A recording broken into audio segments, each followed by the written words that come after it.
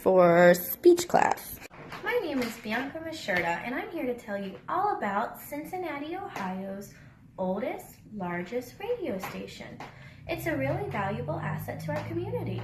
It hosts everything from music to community talk shows, even just local news going around Cincinnati. It's really important to me. I listen to it in the morning when I'm driving to work, and I listen to it at night when I'm trying to fall asleep.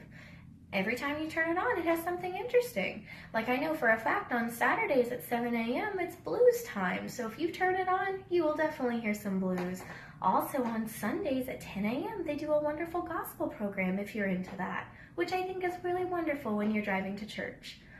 Also, I think it's great that they have non-biased news programming, which is wonderful because sometimes I don't always want to make up my mind about a story before I hear it. And I know every time I turn on 91.7, I will have a wonderful non-biased news program, which is great so I can form my own opinions.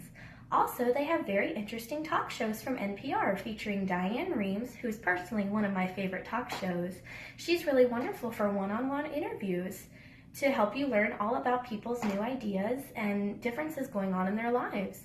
It's also a wonderful charity for Cincinnati. The radio operates by charitable contributions from our listeners, so there's no paid advertisements, and they mostly try to advertise for local businesses in Cincinnati if there ever are any. So like they'll advertise for the Susan G. Komen breast cancer race for the cure, or March of Dimes, or any sort of local charities or organizations going around in Cincinnati. Also, if you tune into some of their talk shows, you can learn all sorts of interesting new facts. Last time I tuned into the cooking show, I got a new recipe on how to make shepherd's pie, and it was so delicious. Also, they have interesting talk shows about gardening, tools, garages, and they even have a talk show all about repairing cars. I mean, there really is something for everyone when you tune into the station. In addition to that, they're also wonderful for our community. They go to local schools and they help out the students. They even love to teach on how wonderful it is having classical music. They've honored their promise to keep 24/7 broadcasting all the time. So no matter what time it is, you know there's always something to listen to. It's also Cincinnati's hidden gem. Did you know it's the largest and biggest, oldest radio station still in use today? It was opened in 1960 and it was mostly used for classical music, which they still play true to this day. And it's wonderful because it enriches the hearts and minds of the young children in Cincinnati.